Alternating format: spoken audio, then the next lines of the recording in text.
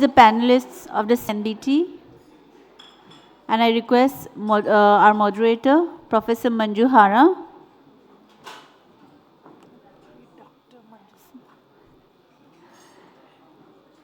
Ms. Aakriti Kohli, Mr. Faridoddin Faridasr from Iran, and Mr. Swaroop Sardeshmukh from India.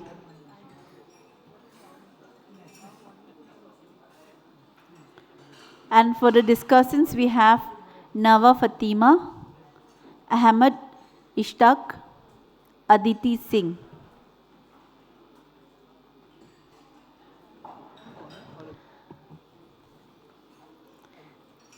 The moderator of this session is Dr. Manju Hara.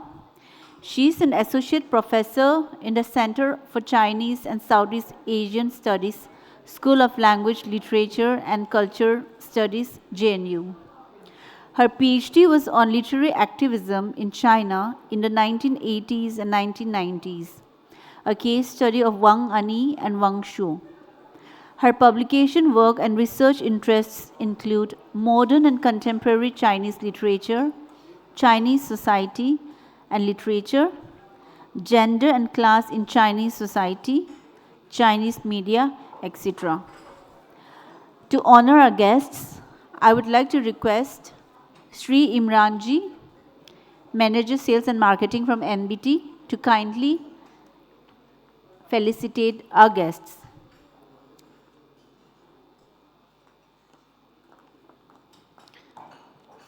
Ms. Aakriti Kohli.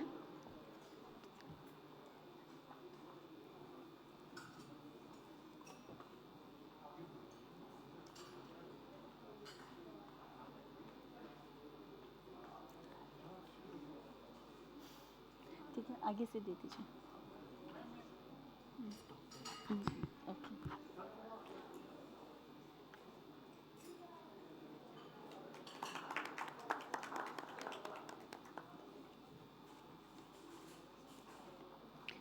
Dr. Aakriti.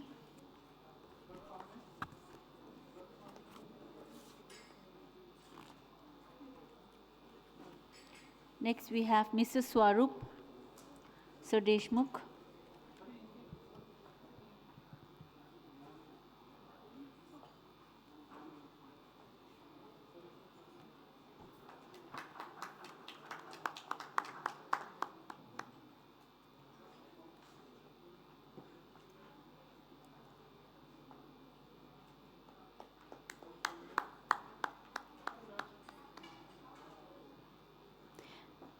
Next we have Mr. Faridoddin Faridasr from Islamic Republic of Iran.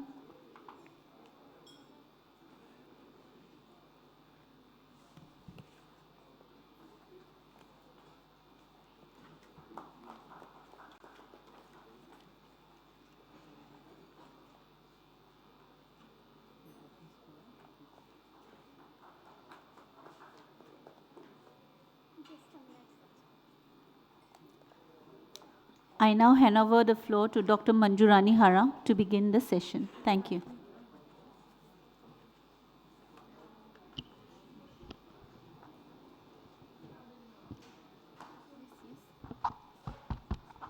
Very good afternoon to everyone. And first of all, I must begin by saying thank you to NBT for giving me this opportunity to moderate this session. The theme of this particular session is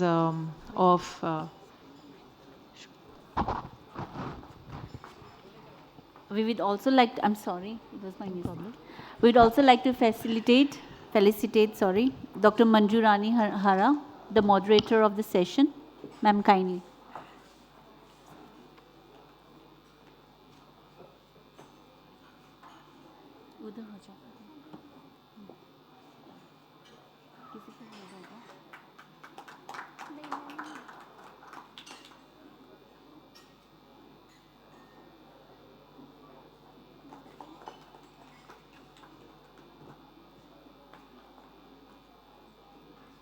Thank you.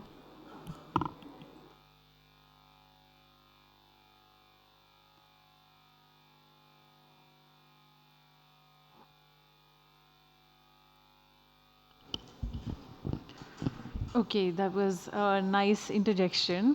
So today's the session that we are the third session that we are in is of particular interest to many of us. I'm very sure we are going to discuss cinema and the evolution of film narratives. Um, I have a little bit of a funny bone, and therefore I would like to start with a few uh, probably humorous examples, but not taking a lot of time, right? Since we are discussing dynamics of the creative spaces in the digital age. So that automatically took me a time since we are in the China area studies. And this was when we were on scholarship to China. Um, it might be funny to some of you, but almost about 20 years ago, there was a film called Veer Zara that had come out. And it was a time when we were going to China, and we did not had enough time to catch up on the film. But of tremendous interest it was that when we landed in China, there were copies, so many of the copies of Veer Zara all over these DVD markets that we had, and perhaps since we are discussing, the creative spaces in digital age and all the changes that film narratives and filmmaking has gone through in the digital age. I think the issue of piracy, perhaps one of the speakers may want to touch upon. So Veer Zara, very interestingly, did not have the characters like Preeti Zinta and Shah Rukh Khan. It had a picture of Farah and Mithun Chakrabarti, if you may like, in a very funny dancing pose. And we kept thinking this is not Veer Zara. And so stories from China are very interesting, but Indian cinema has always been, Indian films had been synonymous of India, and it has literally put India on the global map. Just during our tea break, our friends from Uzbekistan were mentioning about Shah Rukh Khan and Aishwarya Rai, that how our films are so fairly popular in Uzbekistan also. So is the case in China. And Chinese people are crazy, absolutely crazy about Indian films. And going all the way back to Awara Hoon, the film Awara of Raj Kapoor times. But yes, let me not keep you. Let me take you into the session. We have three presenters today, three speakers, Miss Aakriti Kohli and Swaroop Sardeshmukh. And from Islamic Republic of Iran, we have Mr. Faridoddin Faridasr, if I'm not mispronouncing your name. Miss Dr. Aakriti Kohli, our first speaker, is an academic at the University of Delhi, and she teaches mass communication. As a documentary filmmaker, her films focus on youth, culture, and identity and she's been her films have screened at the film festivals in India and abroad. Her scholarly contributions include pleasures of transnational cultural modernity, consumption of television reruns and fan practices, and digital as embodied experience, screen sensorium, and playful consumption on the smartphone screen. So I open the floor to you, Ms. Kohli.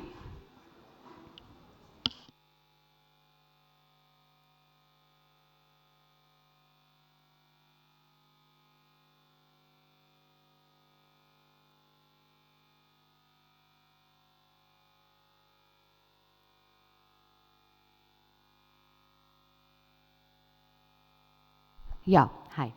A very good evening to everyone present here. I'm thankful to the Shanghai Cooperation Organization, the Ministry of Education India, and the National Book Trust for inviting me here to share my views on the evolution of film narratives in India.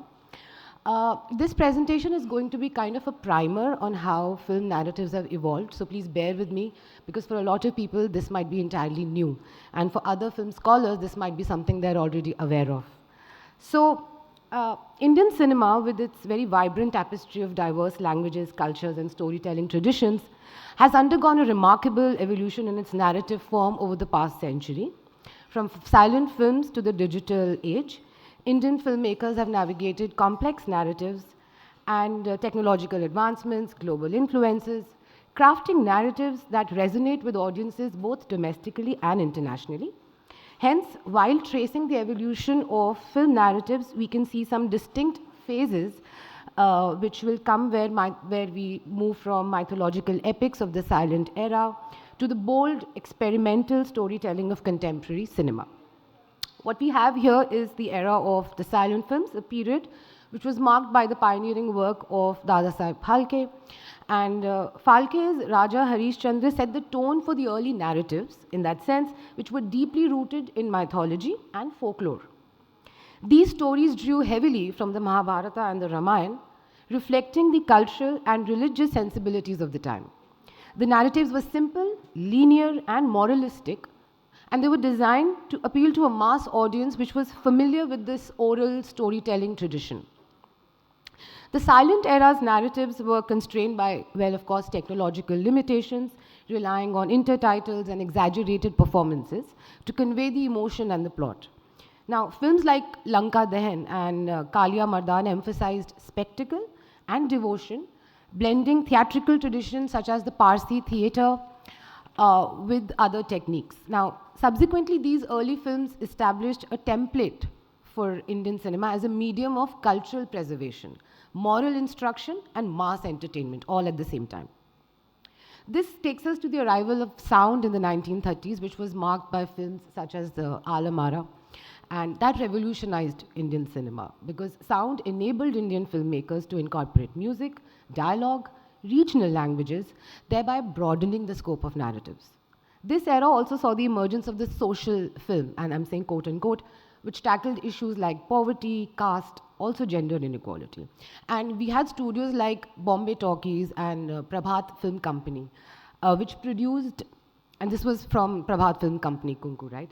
Produced films that balanced entertainment with social commentary. And these narratives were often melodramatic, blending romance and sacrifice, moral dilemmas. And these were designed to resonate with a newly independent nation which was still grappling with how to understand its identity.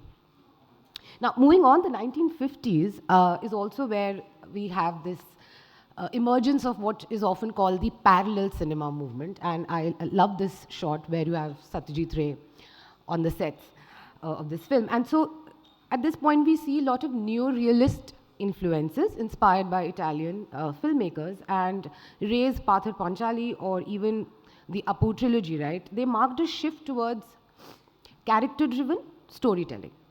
And Ray's narratives, of course, focused on the human condition, exploring themes of poverty, family, personal growth, with, of course, his very trademark lyrical, observational style, which in many ways contrasted mainstream's theatricality and spectacle. What we see next is the 1960s, and these are all broad brushstrokes, please remember that. I cannot possibly encapsulate the evolution in 10 minutes. But the 1960s to 80s would see a departure in a way in which we see the beginning of what is often referred to as masala films. I will not use the B word. I'm trying to not use that word. I will have to eventually. So this genre fusion blended tradition. I mean, it blended romance, comedy, action, drama in all one single narrative. You know, you neatly package it for everyone to consume, make it as palatable as possible. And these Hindi films were epitomized by directors like Manmohan Desai and also Yash Chopra. I do like his films. I wouldn't deny that. And they prioritized entertainment over realism, offering a certain kind of escape to a nation which was facing economic and political challenges, a certain kind of pleasure. Now, films like Sholay or Diwar were larger than life, revolving around heroes and villains, weaving very complex narratives around family, loyalty, and justice. So, interestingly, at this point, parallel cinema also was thriving beyond the Bombay Hindi cinema, so to speak, Bombay Hindi cinema, I will say that, where filmmakers like Shyam Benegal, Govind Nilani were exploring still socially relevant themes. So, Benegal's Ankur and Manthan, they tackled issues like caste oppression and rural empowerment, using those realist narratives to challenge the status quo. So it's interesting that, you know, this duality of commercial escapism versus this socially conscious filmmaking and storytelling, which was at that point of time defining the Indian cinematic landscape. Now, ushering in, these are two my I like both films. I like Satya as much as I like DDLJ. And this juxtaposition might not agree with most, but ushering in very profound changes, and it's important to understand that media content, when we analyze media content, we also need to look at the socio-economic, political context within which that content emerges. So we're talking about a time when there was liberalization of the Indian economy, the opening up of the economy, the diaspora is also talking back to us, and we are also talking to them all the time. So the exposure to global media, the rise of multiplexes, and the diaspora's growing influence led to a certain kind of diversification in narratives, and filmmakers began experimenting with genres. So we were moving beyond the masala formula to explore possibly urban romances, just urban romances, or action, or thriller, or comedies. And films like DDLJ catered to both an Indian and NRI audience, which worked really well from a culture industry perspective. And films like Satya, with their very gritty portrayal of the underworld in Bombay, are part of the same temporal universe of Hindi cinema at that time. So both of these existed. Both of these were received very well by audiences.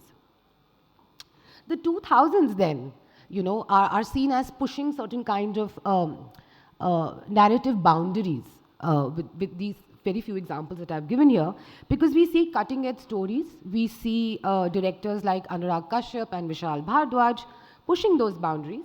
And with Black Friday and Gulal and also Maqbool, introducing gritty, non-linear storytelling, which audiences were not, at least in the theatre, not very used to. So they were okay with non-linear storytelling, producing innovative narratives. And at here we see, of course, that they were inspired by global cinema, by also Hollywood, by also European art house films at that point. So these narratives were darker, they were more introspective, they were also very politically charged, and they reflected India's complex social reality. So of course, Black Friday, for those of you who are familiar, took a long while to release. Gulal released without any mention. It came and it went, but Black Friday took a long time, as we all know. So it's also important to note here that regional cinema also gained prominence at this point of time. We have Tamil, Telugu, Malayalam industries producing innovative narratives, and directors who are are known in the north very well, Mani Ratnam or S. Shankar, right, Roja and Ethiran. So they blended regional identities with universal themes, and of course, Malayalam cinema, which has always done its own thing. And filmmakers like Adur Gopalakrishnan, they continued the tradition of their very nuanced, character-driven stories at that point of time. So now this brings us to streaming. From viewing and watching to streaming, how our vocabulary of how we consume content has changed. From playing to streaming. So the advent of streaming platforms like, and I'm going to talk about Netflix, Amazon, and Prime, Disney, Hotstar, of course, in the 2010s, transformed Indian film narratives in many senses. The digital age allowed filmmakers to experiment with the form, with the content, with the distribution, because they were unshackled from the constraints of theatrical release. So films like Masan and Tumbar, for those of you who've seen, they embraced very unconventional storytelling styles. And they blended social realism with folklore and psychological depth, which is something that we had not seen, which is something that audiences were not consuming before this. So it would not be wrong to say that contemporary Indian cinema at this point reflects a very fragmented yet vibrant narrative landscape. So this is not a template. This cannot stand for the whole of cinema right now, but these are just some glimpses of what we have at the moment. So mainstream Bollywood continues to produce star-driven blockbusters, but there is a growing appetite for content-driven films, which are fueled by audiences' desire, and because they've been exposed to newer possibilities of storytelling, thanks to streaming. And they craft narratives where they are trying to balance that commercial appeal with social commentary and addressing those issues of caste inequality, gender imbalance, or sexual division of labor, and even nationalism at some points. And that leads to a lot of furor. In addition to this, and this is important to note because streaming has also made us reflect on the concept of the film itself, because what about long-form storytelling? A lot of our film consumption, viewing habits mirror the way we consume these series also. So in addition to this, streaming has also enabled long-form storytelling, where through these web series, such as, and two very popular ones, I've watched both. I'll reserve my judgment. But Sacred Games and Patal Lok, so they explore complex narratives and social undercurrents over multiple episodes. And these narratives are, like I said, very multilingual. So they're able to, they're accessible to a lot of people across the country and very global in their outlook. And in that sense, reflecting India's integration with the global world. Regional cinema, of course, has diversified with pan-India films, and Bahubali and RRR, how can we not talk about them? They're redefining the epic genre, right? And these films combine very high production values with mythological and historical storytelling. And I find it interesting that my students also, who are 18, 19 years old, want to watch these films. Even though they are based on mythology, they have an interest. Which is something that if I want to make them watch the Mahabharata right now, they wouldn't. During COVID, when they watched, for the reasons that they did, it did not elicit a lot of interest from them, but they are willing to watch content which is based on those epics, as long as you don't make it very evident. So of course, yes, Marathi and Kannada cinema continue to produce very intimate, socially relevant narratives, and Sairat is my personal favorite, which came out in 2016. That film, for instance, very simple, understated storytelling, but the premise of the film shocked people. And it fueled multiple conversations outside the film universe. So that's also something that we're seeing now, that the narrative does not really stay within the film. There are multiple conversations that happen outside the film. So from the perspective of production of films, we are seeing a lot of changes. I'm seeing a lot of changes even in terms of how I teach my students now, or how they produce films on their own. It's right from pre-production to distribution. There is, of course, greater creativity, efficiency, and global reach. And these advancements in portable cameras and even sound equipment is helping a lot of independent filmmakers not rely on studios all the time, right? Sync sound technology made all the difference in the world for us. And the transition from celluloid to digital, right? And that happened in 1990s. Lowered production costs and increased flexibility. So the introduction of even CGI and VFX enables, so what happened with Tumbar, for instance, that was made on a very shoestring budget, that kind of VFX. And they were able to do it. Even softwares like FCP, Final Cut Pro, or Adobe Premiere Pro, have democratized editing to a very large extent. And of course, a very interesting alternative distribution platform emerges with these mainstream streaming platforms, though I'll talk about one particular case where it worked the other way around. So platforms also making use of, and like I've mentioned here, using data analytics to figure out what is it that audience might work. Then of course, AI recommendations in many ways, telling them this is something that you might like, whether or not that is the case. But in that sense is sort of trying to make you learn what you might like. That is also happening, influencing creative decisions. In addition to all of this, smartphones have democratized filmmaking. A lot of professional films are also made on smartphones now, or multiple camera formats, and minimal budget. So this has led rise to micro-budget films and also short-form content on platforms like YouTube, and smartphones with even 4K capabilities and apps like DaVinci Resolve. I have used it myself, and I feel like I can create. The sky is the limit with these softwares, which are now accessible to us. So it has lowered entry barriers for filmmaking, which is something that was always out there. It is something that you can also partake in, you can also make. So of course, crowdfunding and social media marketing have also changed the way in which the films come to us, the way in which we even get to know that a film exists, right? Another very important point, this photograph is something that I had used during my PhD thesis many years back. This tells you smartphones. Indians, and this article came in Quartz, where the journalist is talking about how Indians will watch anything as long as it's for free. It was about video consumption. What is it that Indians are willing to watch? And Indians are willing to watch anything which is available for free. Please don't make us pay for it. We will watch the ads. And this is people in a room, and the smartphone screen is is the default screen. My research is also on this smartphone screen becoming the screen, especially for the youth, but also for another generation. So technological advancements have very dramatically transformed consumption itself. And these changes have broadened reach, they have diversified content, and high-speed internet and affordable internet. And India is one of the very few countries where internet is actually very, very affordable and good speeds. And that has led to a profound increase in smartphone usage and video consumption on smartphones. We get good connectivity even in metro sometimes. That says a lot. And these platforms, they use, of course, they use algorithms to figure out what audiences are watching and what more can we offer them to watch. And of course, another important thing is user-generated content and memes and fan edits.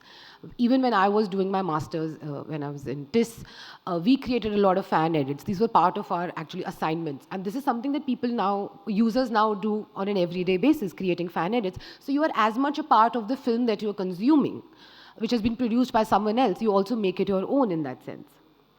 So an important point to mark here is that my research has been with the youth, but it's important to signpost that the earlier classification of age-related content consumption are not as watertight anymore. In the sense that the older generation, say above 60 years of age, are also consuming the same content online. Sometimes with apprehension, and sometimes with appreciation. I am also consuming sacred games while my mother is also watching sacred games. With apprehension, sometimes in appreciation. So those watertight compartments are not, those silos don't exist anymore. So like I said, the proliferation of smartphones has made smartphone the default medium on which has made it the default medium on which people are consuming content. And because of the most affordable data plans, what mobile viewing has also done is, and this is where the concept of, for those of you who are familiar, Marshall McLuhan, right? Medium is the message. Yes, I will. So this was about consumption, and this is available for the audiences to get a sense of. So while it's true that traditional Hindi cinema produced by studios are still governed by and large by revenues in the theatre, but they are not able to fully transcend their traditional narrative styles, and OTT here seems to be slightly different. There are a couple of films such as AK versus AK and even Care of Kancharipallam and Great Indian Kitchen.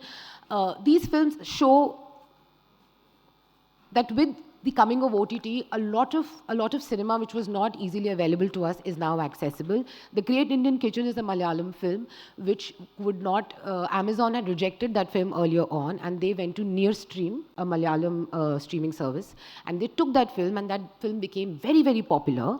It is in Malayalam, and suddenly Amazon realizes, oh my God, we missed the bus, and they buy the streaming rights. And then it explodes even much more.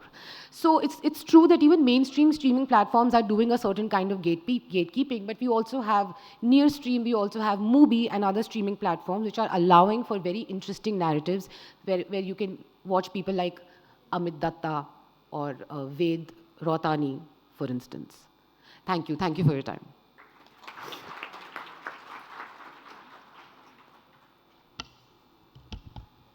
Thank you, Dr. Kohli, for such a comprehensive understanding on the Indian films and specifically walking us through the decade after decade change in the Hindi films specifically. Our next speaker is Mr. Faridoddin Faridasr from Islamic Republic of Iran. He is also the cultural counselor in the Embassy of Iran and university professor in the field of arts and a fairly active figure in the cinema industry of Iran. So over to you, Mr. Farid.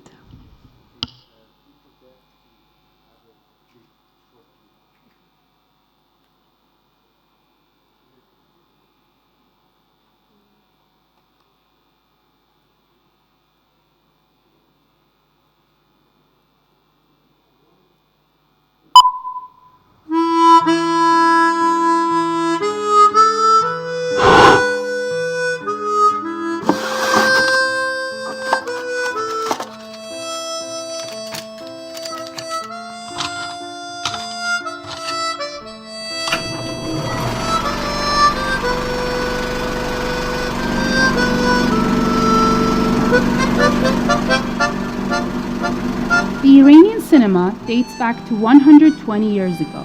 The first cinematography camera entered Iran as early as 1842 during Qajar's dynasty. That marked the beginning of the Iranian cinema, and Lor Girl, Dokhtare Lor, was the first sound film ever to be produced by Ardeshir Irani in the Persian language in 1932. راستی اون یارو مفتشه چطور شد؟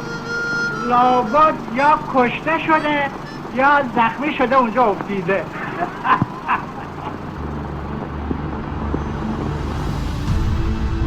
During different periods before and after the Islamic Revolution, Iranian filmmakers were able to successfully introduce the Iranian cinema as a unique and humane cinema in the international arena, are still the standard bearers of the Iranian cinema in prestigious international film festivals across the globe, and they have achieved many honors for the Iranian culture and cinema.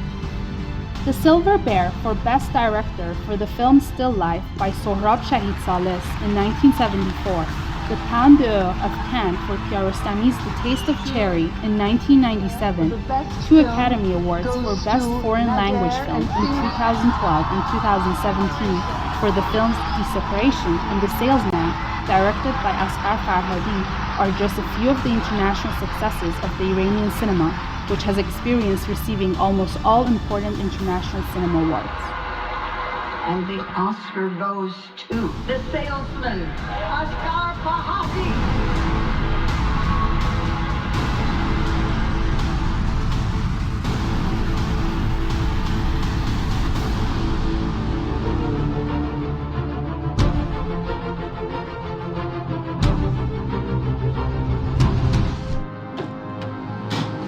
To support education, production, and film distribution, the Iranian cinema has a unique managerial structure. As the main policymaker, the Iranian Organization of Cinema and Audiovisual Affairs, which is under the supervision of the Ministry of Culture and Islamic Guidance, is responsible for managing all affairs related to cinema and home theater networks. Farabi Cinema Foundation is a national cinema institution in charge of supporting professional production of feature-length films, organizing and leading the presence of the Iranian cinema in the international arena, encouraging and supporting co-production projects, as well as hosting Fajr International Film Festival and the International Film Festival for Children and Youth. The Youth Cinema Society has the role of supporting professional short film production and hosting Tehran International Short Film Festival. The Documentary and Experimental Film Center has the role of supporting professional production of documentary and animation films and hosting Cinema Verite International Film Festival. The Cinema Museum of Iran is in charge of protecting the Iranian cinema and introducing its 120-year heritage to the world. The National Film Archive of Iran is responsible for the conservation of the national treasure of the history of the Iranian cinema. Finally, Cinema Shahr Institute has the role of technical support and development of cinema infrastructure. These are some of the main institutions of the Iranian cinema.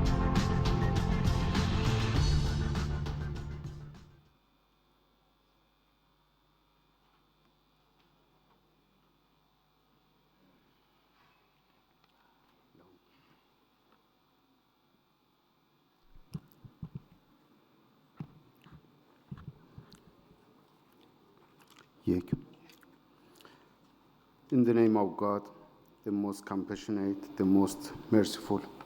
Dear Chairperson and esteemed guests, ladies and gentlemen, I, as a cultural consular embassy of the Islamic Republic of Iran in India, would like to express my gratitude to the organizers for inviting me, giving this opportunity to speak among art-loving gathering.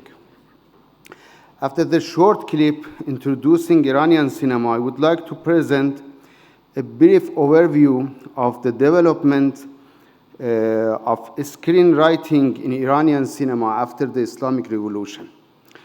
Following the Islamic Revolution in 1979, a new cultural atmosphere emerged in Iran.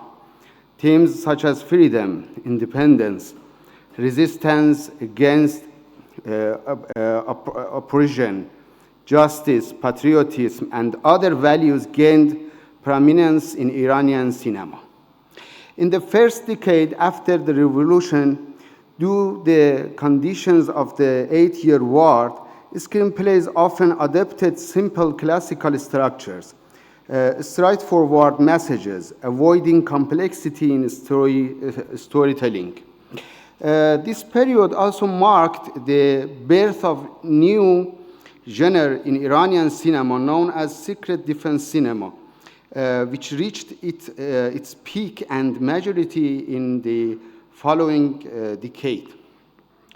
In the second decade, influential filmmakers with unique styles emerged, such as Abbas Kiarostami, Dariush Mehrjoui, Majid Majidi, Ali Hatami, and Bahram Beyzai, and so on. Their works focused on everyday life, realistic dramas, individual and social concerns, and often carried poetic and minimalist narratives. The third decade saw significant growth in the domestic market and film festivals like the Fajr Film Festival, which brought greater attention to screenwriting as an independent profession. This era introduced diversity in genres such as social comedy, crime thrillers, and family melodramas, giving Iranian cinema a fresh identity. Filmmakers like Asghar Farhadi elevated Iranian cinema on the global stage with multi-layered narratives and complex storytelling inspired by literary works. In the fourth decade up to now, Iranian cinema has achieved remarkable success internationally. Asghar Farhadi won an Academy Award for Jodai, the Separation, and the Best Screenplay Award at Cannes Festival for The Salesman. Rakhshan Bani Etemad and Farid Muazzami received the Best Screenplay Award at the Venice Film Festival for Tales. The period is characterized by realistic screenplays with precise classical structures, minimalistic storytelling, multidimensional character development, psychological depth, and attention to everyday details. Iranian filmmakers continue to blend ethical and family values with universal human ideals while striving to meet global standards in storytelling and drama. In recent years, the rise of home entertainment and platform-based series has brought together a dynamic generation of young and experienced screenwriters in Iran. Respected audiences, Iranian cinema is ready to expand its capabilities by collaborating with value-driven international cinema, particularly with filmmakers from Central Asia and East Asia. The potential for partnership is vast and promising. Thank you for your attention. Thank you, Mr. Faridoddin Faridasr. Am I audible? No, okay. Thank you, Mr. Faridoddin Faridasr, for introducing us to the world of Iranian cinema and the themes such as freedom, independence, justice, and patriotism, the larger issues that are being reflected in Iranian cinema, kind of universal themes that many of the societies are picking up. Okay, without further ado, I'd invite our third speaker, Dr. Swaroop Sardeshmukh. He is a film educator, cinema professional, and a trained Indian classical vocalist. He is an assistant professor at Shrishti Manipal Institute of Art, Design and Technology, Bengaluru, and an alumnus of the Film and Television Institute of India, Pune. With over a decade of independence practice, he has collaborated with award-winning filmmakers in India and abroad. His scholarly work includes Umesh Kulkarni Deol's a true representative of Marathi New Wave cinema. Over to you, Mr. Swaroop.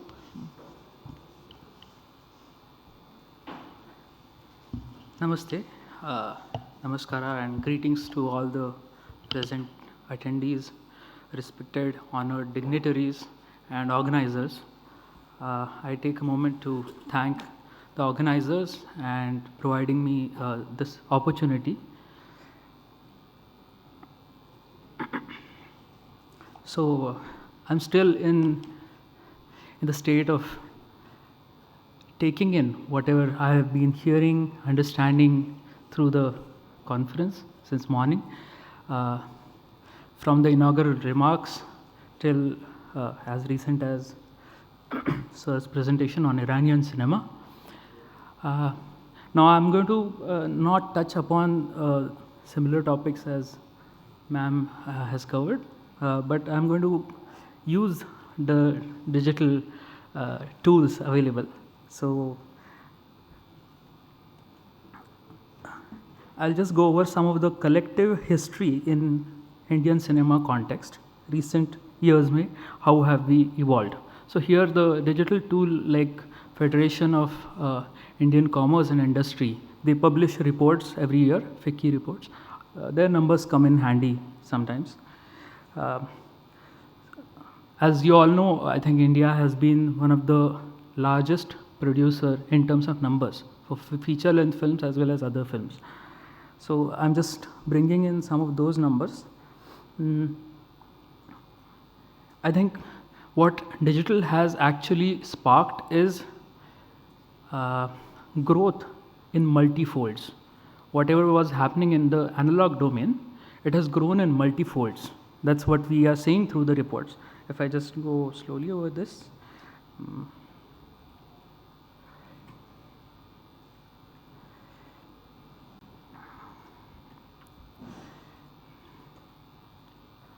They have also given us a market share and how it has been growing.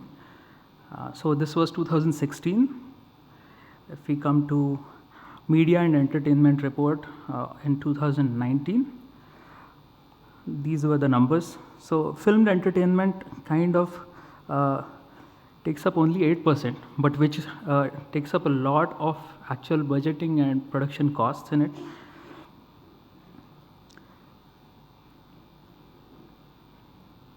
And these projections can help us kind of take a overall view in at least a decade or decade plus time. So that's why I'm bringing in these reports. Here's a producer whose comment from that report in 2023 sparked my interest in this. Indian media and entertainment sector powered through to a growth of 20% to reach 2.1 trillion in 2022, which is 10% more than its pre-pandemic levels in 2019. So in pandemic times, there was a sudden drop and we had to recover from it. No matter how much digital tools came to our aid, there was still a significant drop. Even though we consumed media, it was in different mediums. Like Avinash Kumarji mentioned, there were quite a few Facebook lives wherein they had to resort to iTabla Pro or app like instrument accompaniments. So now to again kind of reiterate point made by ma'am regarding the consumption by Indian population. Indians now are consuming nearly 20 GB of data per month on an average, and number one in the world already, expected to reach 46 GB per month by 2027. This was published 2 years ago. Now gaming has also come inside with full throttle, I feel. It has penetrated like anything. And the other thing which is also part of our discussion is AI and artificial reality and virtual reality. So these special domains have penetrated more in the gaming sector is what I have come to observe. That's where these 5G kind of technologies are coming to our aid. Now, Alia Bhatt, who wants to be in front of the camera when asked to do a foreword for such a report, these are some of her comments. the industry has been growing, and these numbers give us a kind of sense how we are proceeding. It is not only affecting the entertainment industry, but the news industry and how we consume news as well. So these are the key trends in 2023.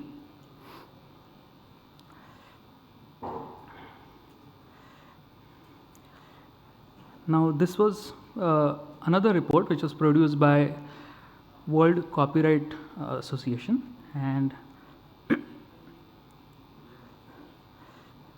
you can see the drop during the pandemic, and then we are still recovering for it.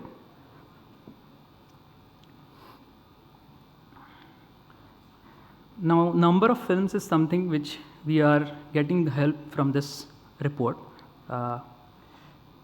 After seeing all of this, what strikes me the most is questions like, I teach in a film school in Bangalore, and I have been taught in a film school, National Film School of India, FTII. Without Andrei Tarkovsky, without Sergei Eisenstein, without Abbas Kiarostami, without Yasujiro Ozu or Mizoguchi, where will I be? Will I be able to teach? Will I be able to bring in examples? So in those years, probably 2000 films were not made in India. Whatever number of films were made, how many still continue to lead us in our pathways? That's the question, and I think that same question was kind of asked during other panelists' discussions, wherein they spoke about Bhimsen Joshi ji, they spoke about Ustad Abdul Karim Khan Sahib, or Thirakwa Khan Sahib, or Zakir Hussain. These are the questions we should be asking, I think.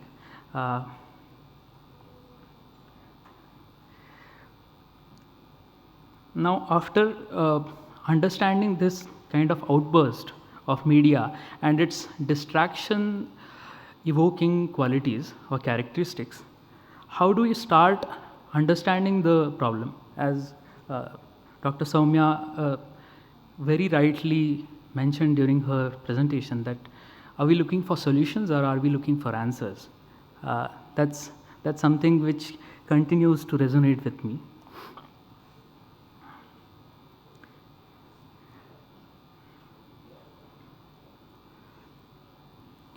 Now, these are some of the numbers, and many of the countries are part of SCO. That's why I've also taken this one. I'm really happy that since 2001, now the association has reached 10 countries. That's a really commendable thing to happen, and I'm so happy about it, really grateful.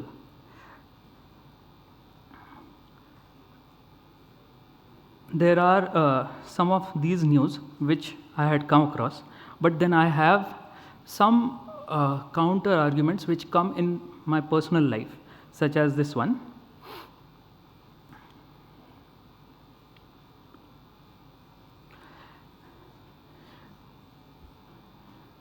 I think SOC's role in bridging these gaps and filling in those portions is quite commendable.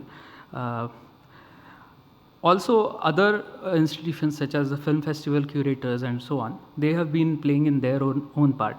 A colleague of mine, his name is Uday Raj PJ, he has made a feature debut film which is in a regional language called Tulu, and it was selected in the Moscow International Film Festival, and it received a really good response there. They quite appreciated the film and the effort behind it and the poetic sense that it evoked in their minds.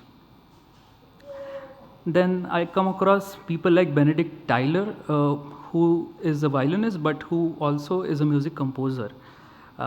He closely works with Naren Chandavarkar, who is a music composer and who has composed music for quite a few films in last decade plus era. And then there was Killa, a film by Avinash Arun. I think we saw Patal Lok as one of the series. So season 2 of Patal Lok has been directed by Avinash Arun. Avinash Arun is a senior of mine, and he started assisting on films like Veer Zara actually as a cinematographer, as he's specialized in cinematography. He has shot films like Masan, he has shot films like Drishyam, but now he has become a director and he's really, really appreciated. He is bringing in his voice. And we are taking aid from these digital tools, but trying to tell a philosophical story, and that philosophy will be retained within us, is what I feel. So also digital is benefiting us in multiple ways, such as this example I have from just last week. There's a film which got released called Sabar Bonda. It's a Marathi film. The film was made on a really shoestring budget, as ma'am said about even Tumbad. Maybe Tumbad was a high budget point if we consider Sabar Bonda. And then when the film was shown to such people like Nikhil Advani, Saeed Amankar, Vikramaditya Motwane, Rana Daggubati, Nagaraj Manjoy, they came on board and they helped it release. So this distributionability, this reach has kind of happened because of our venturing into the digital domain.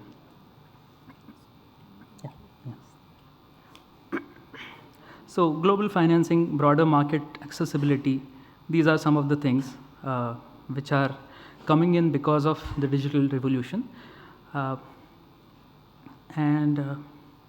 Yeah, our government initiatives are playing a really important role, I feel, so I had to bring that in. The India Cine Hub, set up by Ministry of Information and Broadcasting, Government of India, acts as a single window clearance and facilitation point for producers, production companies with a view to assist them in getting requisite filming permissions. So it is becoming easier. So this is how we should be using tools, is what I feel.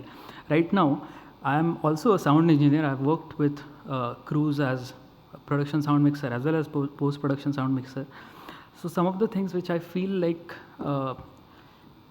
learning from the maestros of earlier era are something which I want to share with you and conclude with that. That as I mentioned, Abdul Karim Khan Sahab, he had been kind of evicted from the court musicianship that he was in Baroda, and then he decided to go settle in Miraj. Miraj is a place where the instruments are made. The most reliable instrument on the basis of which the entire building of Hindustani as well as Carnatic has formed its base is called Tanpura. And the reason was to understand Zawari. Zawari is the small thread which opens the spectrum of frequencies. What the digital technology is still unable to actually give us, he could perceive those overtones, those frequencies, by just being one with his passion, with his art form, and so on. So I, with the aid of digital technology, has found that the fundamental octave, wherein my tonic is set, it doesn't have many overtones, but the actual overtones which later on become the musical 7/12 notes and its shades in terms of Shruti are present more in the 4th octave. And they are enormous. And if with his immersion capacity, with his dedication and philosophy of oneness, if he could understand those frequencies, that is what we should be targeting at, is something which I want to leave you with. And also bring in a last point, which is, could an AI have organized a conference like this? Would he have thought of value in it? Also, at the same time, when we were in analog era, would we have managed to screen whatever we want in real time, listen to it real time, get it translated real time, or not? So I think those two questions will give us some pathway towards the solution. Thank you. Thank you so much.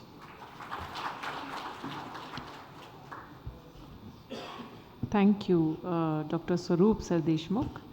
And I'm sorry I've been given the annoying job of interrupting people when they are making, when they're in the thick of their discussion and trying to make a point.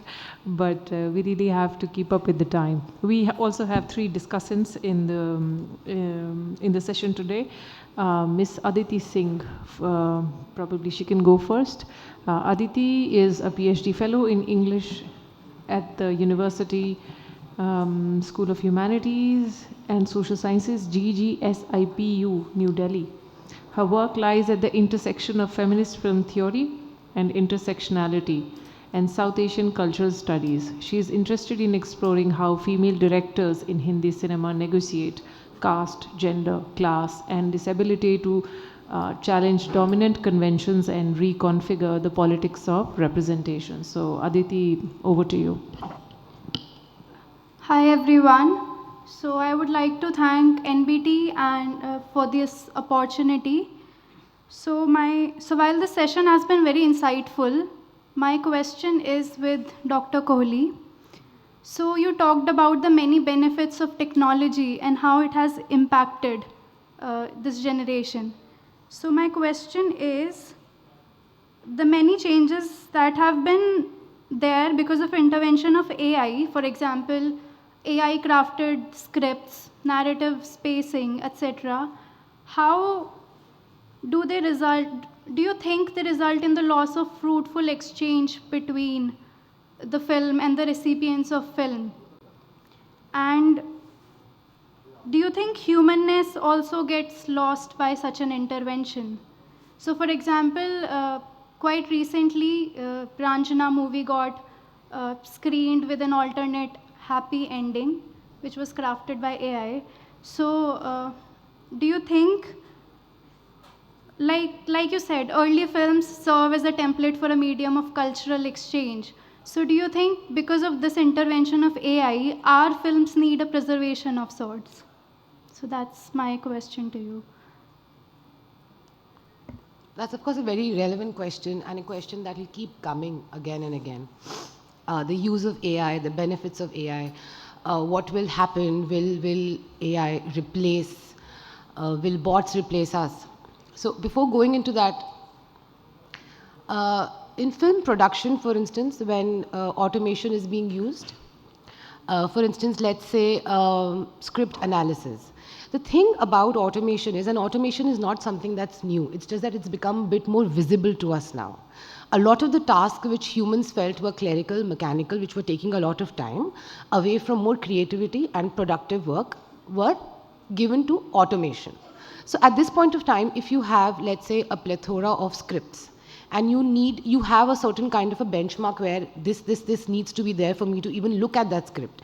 You have a system which allows you to sift through a script, to analyze it for you, and then it shortlists it for you. So then you are also saving time in that sense. So for instance, if you're talking about AI in script analysis, if you're also talking about AI in helping you clean audio, that task is, if anyone who's done that task, you would know. If it helps you clean audio, if it helps you do those very clerical tasks which you can actually automate without interfering with the creativity of that product, I don't think that's entirely wrong. You are young scholars, you will be using AI for your references. I still don't use them. I have 100 references, I still write. But you will be using Bib Scholar, right? Does it take away from the creativity of your references? Of course, it's not as easy as that. But this tussle will always be there. We will have to figure out for ourselves the creative element of that product. We don't want standardization. But we cannot be purists when we say that we cannot use technology, because we are not living in a universe where technology doesn't exist. I will have to use that software to do my references at some point, even though I'm not doing it even now. So in that sense, it's balance. We always come back to that, because I am not a technological determinist, but I'm not also completely someone who's following Raymond Williams' cultural materialism. I feel we need an approach where technology has to be used in a more fruitful way without compromising on enlightenment and creativity. Yeah, I hope in some way that has answered what you'd asked.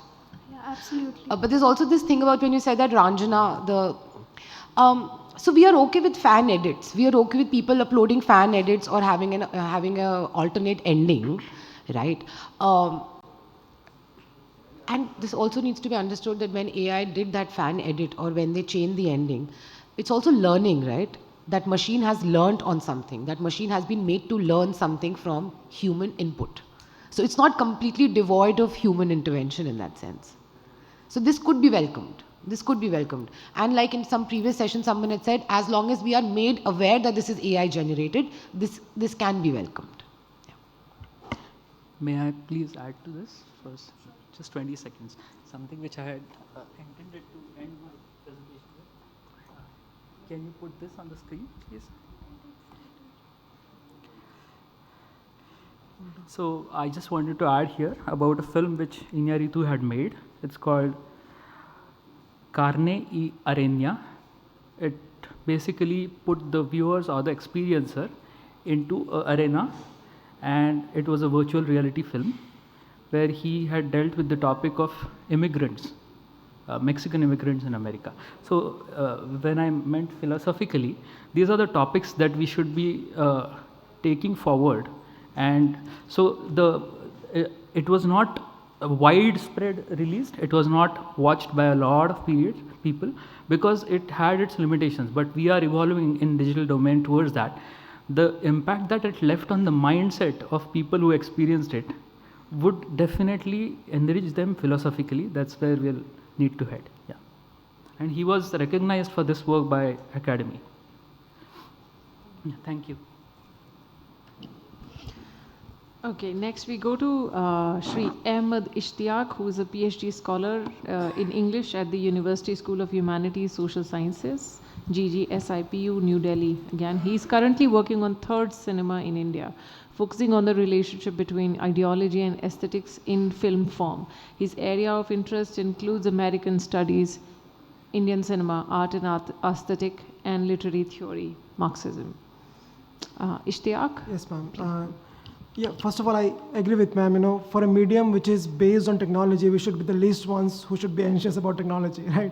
So my question is regarding democratization. I mean, you mentioned how films are available in smartphones, and you know, I was thinking Robert Stem's cultural class prejudice, right? The whole idea about if art is being extremely democratized, you know, it loses the whole essence of it, right? Now, I cannot imagine something like Chaitanya Tamhana's quote to be watched in smartphones. I mean, it's such a slow film, but it's such a good film as well, right? So, I mean, this is the question, you know, like, does it completely lose the essence of film, you know, and it becomes more of a commercial product than a cultural produce, right? This question is both for Dr. Swaroop and Dr. Aakriti, please, thanks.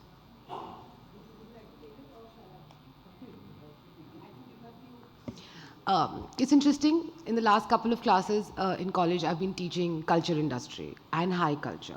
So, of course, Matthew Arnold is coming, and of course, Theodor Adorno is coming, and the Frankfurt School, and Walter Benjamin. So, the question that you are raising is, it's a very old question in that sense. It's a recurring question. It's a recurring concern that if you take a particular content which is supposed to be consumed in the theater, that medium, and you take it to another medium, it's losing its aura, as Benjamin had said. And if it's losing its aura, then it ceases to be a high culture product, it becomes mass culture, and that becomes a problem.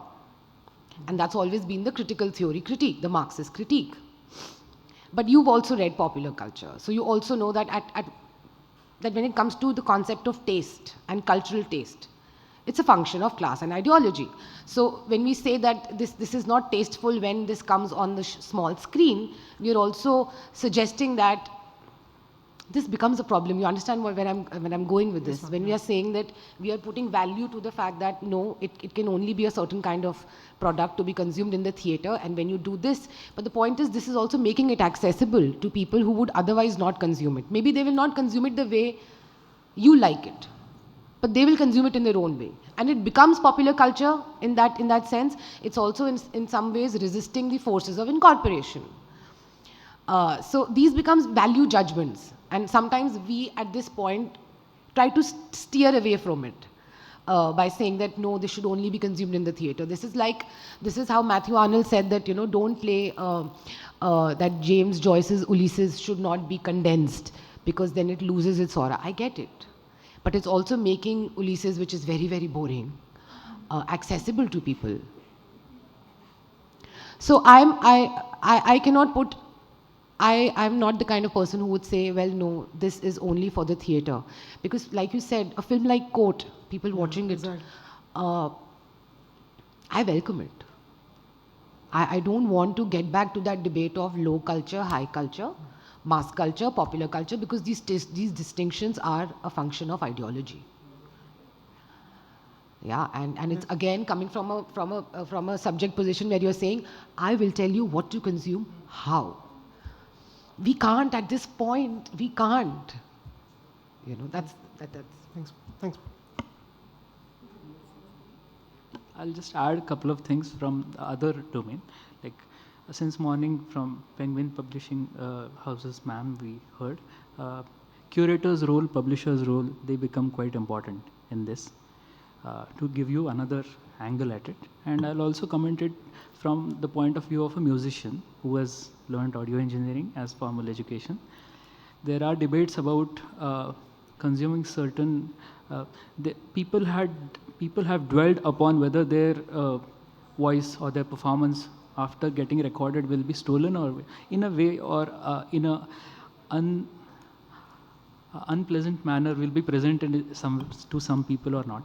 But I think it doesn't create the same impressions in the minds of the brain of the consumer. It's not a template or it is not one experience. So some people will listen to KG Gindeji's renditions just to understand his approach to a raga and his distinctions. It doesn't have to have the sensorial quality of a well executed production. So there's the democratization helps is what I feel. I don't know whether I have understood your question and answered it or not. Probably this is why it's called prejudice in the first place, I guess. Thank you so much. Thanks. Thank you. Okay, finally, our third discussant, Ms. Nawa Fatima, who's a UGC JRF qualified PhD research scholar at Jamia Millia Islamia. She specializes in media studies with a focus on new media platformization and visual culture. She has diverse professional experience in media and communications and has worked in the development sector, digital media platforms, and academic organization. Ms. Nawa Fatima. Thank you so much. Thank you to National Book Trust and SCO for inviting me. So I will just add on to my own impressions, because with the advent of new media and platformization, which is marked by the ideas of speed and quantity more so over quality, because we live in this algorithmic mediated world where we are constantly wanting to be seen, where visibility is the selling point. So people are putting out stuff out there just to match and to catch up with this algorithm. And we see the same shift happening in cinema as well. And especially with the coming of streaming platforms, there's a plethora of, the same kind of films that are being produced over and over. If, one particular film of, say, a particular genre works, there is constantly a production of the same kinds of film over and over. So I just want to roll out this question as to what do you feel, what does this do to the idea of unique storytelling? And secondly, I also want to ask a question to Mr. Faridoddin. As cinema scholars, we have been watching films of Abbas Kiarostami, we have watched films of Majid Majidi, and we know, we have learned about the creative ways through which they have bypassed the ideas of censorship to, reflect the ideas of resistance and freedom in Iranian cinema. So what do you feel, how does the digital turn change that? How does it ease that idea out? Or, how does that change? So these are the questions that I want you people to reflect. Thank you.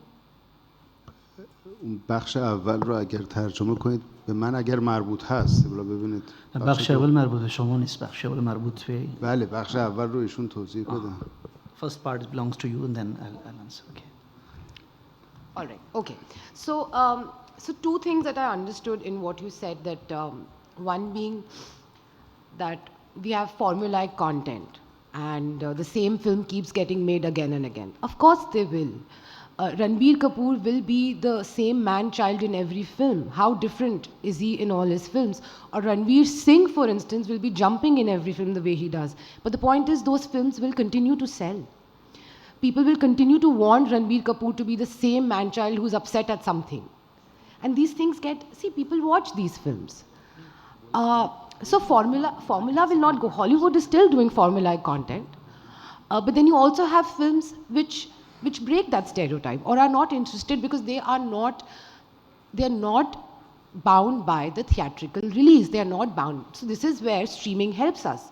It's both. It goes both ways. So streaming also helps us because it's offering you a medium. It's offering you an access, an opportunity to watch content which you would not otherwise. So for instance, you go to Mubi right now. Some time back did a retrospective of Amit Datta's work. A lot of people would not be aware of Amit Datta's highly experimental work, which will probably not like it also, which is fine. But Mubi now gives you an option to watch it. But then Amazon and Netflix are also there. They have a library of curated content for people who want to watch mass culture content also. The beauty is that the medium is allowing you right now to watch what you want, but also to watch what you know. Because if you keep watching a certain kind of content, the algorithm is also going to do this habit formation with you, telling you this is what you would like to watch next. So it requires a lot of prior work from your end to know what new is coming up. But that also has become accessible now because you can search for it, right? But formulaic content will continue. Of course, the problem is, and this is something that I sometimes feel, that if you look at how it sort of impacts the industry, if you look at how music is being composed right now in Hindi cinema, Instagram reels are very, very important to people, especially very, very important to the youth, as we've also seen in Nepal. And I know this very closely because my nanny is Nepali and she creates 4 or 5 reels every day. And she was extremely upset when she could not connect to her family or go on Instagram or Facebook. And if you look at how music is now being produced, it's being produced with the Instagram reel in mind, that the first 30 seconds should have a good hook so that this particular song becomes viral. And these are the times. These are the times we live in. But then it's not all dark. It's not all dark, like I said. So you have someone like Ved Rautani, whose film Adrenaline was screened at Cannes, and right. So these things are coexisting. Because there is a market. I'm sorry to use that word, but there is a market for Ranbir Kapoor. What can we do? آقای بخش دوم رو شما دقیق ترجمه کنید که من جواب دقیق بدم.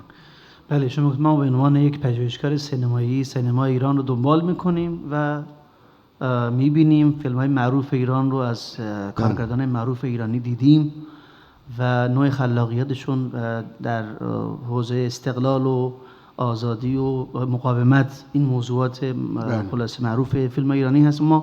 سوال ما این هست که در زمان دیجیتال شدن این بستر 3 تحولاتی رو شما فکر میکنین که خواهید دید در خود فیلم ها و عناصر فیلم هایی که فعلا اونجا ساخته میشه در ایران؟ یه بحثی هم درباره سانسورشیپ داشتن ظاهرا. بله، بحث سانسورشیپ هم که چجوری اونجا چی سانسور میکنن فیلم رو با توجه به این موضوع، چجوری مثلا در زمان دیجیتال شدن کل این بستر شما فکر میکنید که تحول ایجاد میشه؟ نکته اول این هست که در واقع سانسور در ایران فقط ناظر به مباحث اخلاقی هست.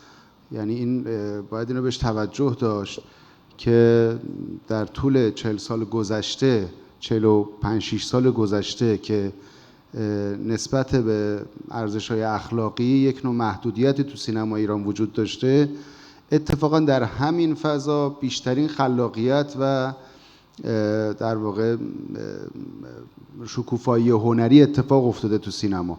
همه ما میدونیم که اتفاقا در دل محدودیت‌های این چنینی کارهای هنری بهتری تولید میشه.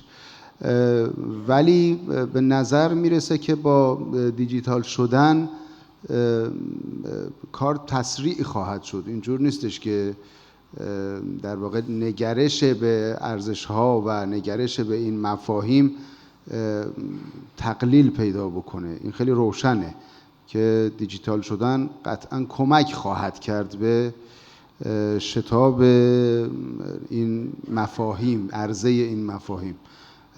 این اتفاق داره همین الان هم تو سینما ایران میفته و دارن از در واقع سینمای دیجیتال استفاده میکنن. در عین حال البته گاهی ممکنه که یک فراروی از اون سانسورهای در واقع اون قوانین دولتی هم وجود داشته باشه در فضای عمومی.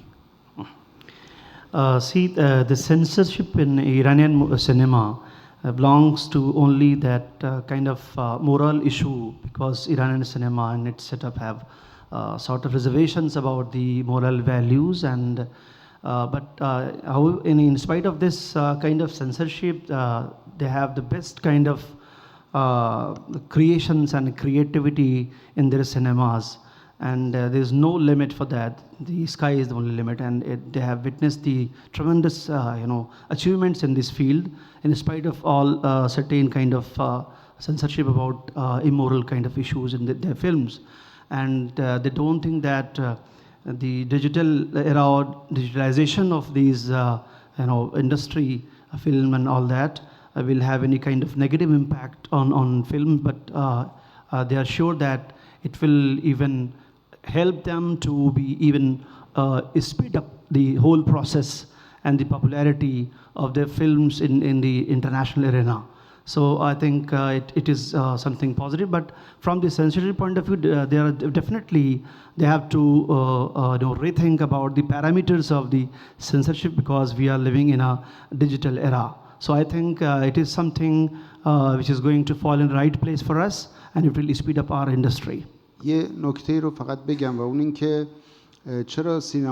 چرا در واقع دیجیتال شدن و اتفاقی که امروز داره میفته توی دنیا به سینما ایران کمک میکنه. به خاطر اینکه اتفاقا سینما ایران تحت یه سانسور شدیدی هست از سوی در واقع فرهنگی که در غرب وجود داره. برای اینکه فکری که در آثار ایرانی داره تولید میشه، شما میدونید بدون یک چرخه توزیع و پخش و اکران بین المللی ناقص خواهد بود. اتفاقا دیجیتال شدن الان داره کمک میکنه به اینکه فکر ایرانی و تولید ایرانی دیده بشه، بهتر دیده بشه. From other point of view, in fact, the digitalization is been immensely helpful for us, because we are sanctioned about even our films, our thoughts, our literature. So the digitalization has helped us to produce our creativity in the film of cinema to the international community, which is, of course, it is somehow sanctioned from the Western countries. So from this way, we can sell out our films and cinema to the international community, and people can enjoy it, our thought and our culture. Okay, thank you, everyone. Now, I quickly invite Professor Milind Sudhakar Marathe, who is doesn't need any introduction. He's the chairman of the National Book Trust and has authored several books and research papers, contributed to NEP 2020, and has served as an education administrator in various capacities. Over to you, sir. Actually, I'm not at all connected with this particular topic. Film, I am not formally trained in institutes, prestige institutes like FTII, or I'm not teaching in this particular field, but still I'm chairing the session. I think that because I belong to Bombay, and Bombay is originally a hub of Bharatiya filmmaking, perhaps they must have thought that I can chair. So that is my humble suggestion to all of you, that I'm not at all expert in this particular area. But definitely, as any Indian, I do watch number of films. In colleges, it was a prestige that first day, first show has to be seen, come what may. I'm from Mumbai. So perhaps that will give me some points to talk to you. Now, actually the film narratives in Indian cinema, it reflects the nation's changing landscape. And that landscape is political, that landscape is social, even financial, technological. So the change in these landscapes will reflect the narrative of film, which is normally true. Now, Aakriti madam has given a very detailed description of how the things changed. To add in that some points, mythological films. I'm from engineering background, and I To be very frank, I don't like this word mythology, because myth, dictionary meaning is which is not existent. And all the films which are titled as mythological films, no doubt, you cannot have the 100% facts about the happenings of that particular character, but because of just that reason, you cannot call it as a mythological film. So that is my personal viewpoint. So, but still, from the colloquial point of view, I can say that the first narrative was a mythological films, or that definitely changed to socially conscious films. Then masala films, madam has very correctly pointed out that word, I like it very much. Then parallel films, samantar, in Marathi it is called as a samantar chitrapat. But the surprising fate of the parallel cinema in Mumbai particularly was they were not commercially successful. That was the one. So the huge crowd following, though the topic, the problem, social problem, script, presentation, music, it was extremely well, but it didn't picked up by the common people. And that's why the moment you say it's a parallel cinema, हाँ समझ में आ गया है, न चलने वाली film. That was one perception in Mumbai people particularly. But still, the what you can say, narratives developed by the parallel films were great, and after certain maturity, every person has to watch parallel films. So that is the one very important point I would like to mention. Because parallel films goes for realism, naturalism, struggles of ordinary people, and not pure entertainment. So that was the peculiar thing of the parallel film. Then came middle cinema. I can say it's Hrishikesh Mukherjee, Basu Chatterjee. What is the middle cinema? You have middle path, realism from parallel cinema, and pure entertainment from so-called mainstream cinema.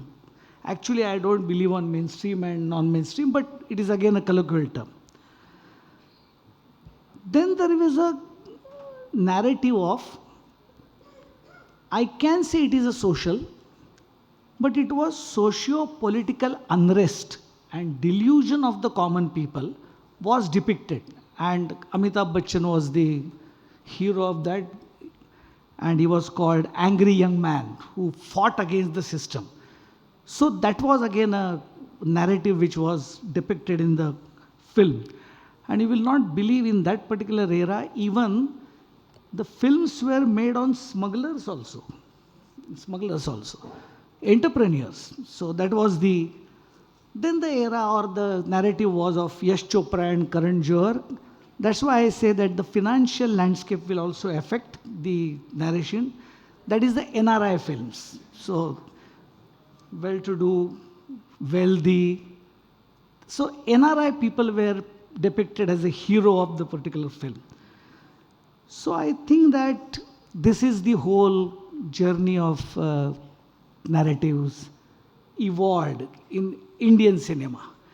The last comment I would like to make, whenever we say Indian cinema and Bharatiya cinema, we should not mistake that it is a Bollywood.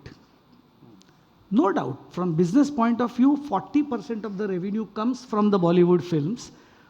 But I can have at least 10 woods: Bollywood, Mollywood, Collywood, Tollywood, even Kannada film, Sandalwood, they call it as Kannada film, Sandalwood. And then Marathi, Gujarati, Bhojpuri. So whenever we are talking about the Indian cinema, we should not equate it to Hollywood. But this is the way the narrative have emerged. I have collected the points from all experts. And in parallel with the Indian cinema, the great development of Iranian cinema. Almost you can see the time period. I feel perhaps that the Iranian cinema is slightly older than us, if I go from the year also. But the same thing, silent film, then with voice, then color film and whatnot. So that was also a very great landscape of Iranian film. No doubt I have not conversant with Iranian film, but that is the whole session which gave the very beautiful insight of how the narratives change, develop, evolve. Thank you very much.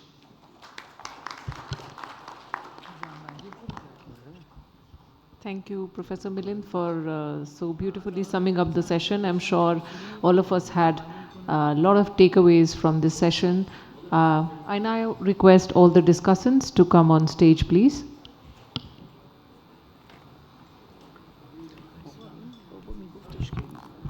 I request Mr. Imranji to kindly felicitate them, our discussants. Ms. Nawa Fatima, Mr. Ahmad, and Ms. Aditi.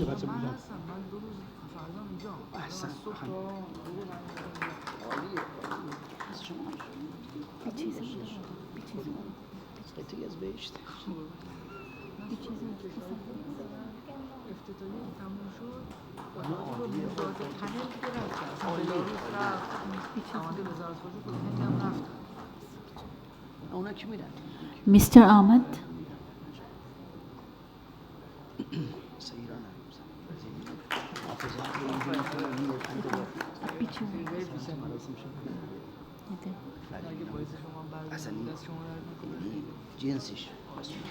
Miss Aditi. And I request all the discussants to kindly join the photo opportunity with the panelists.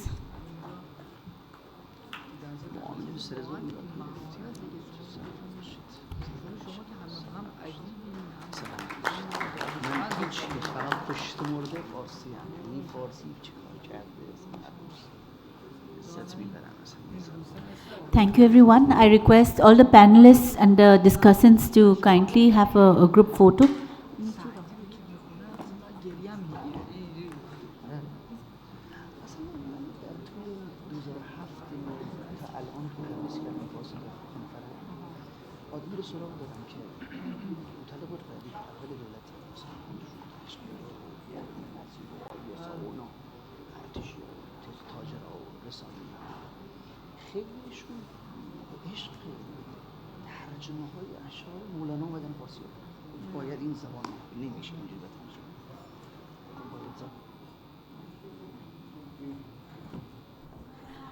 Thank you, everyone. Thank you for being with us since morning. Thank you for your contribution as speakers, discussants, and also as attendants. I would like to request all of you to join us for dinner at 7:30 at the same venue in this hall. Thank you.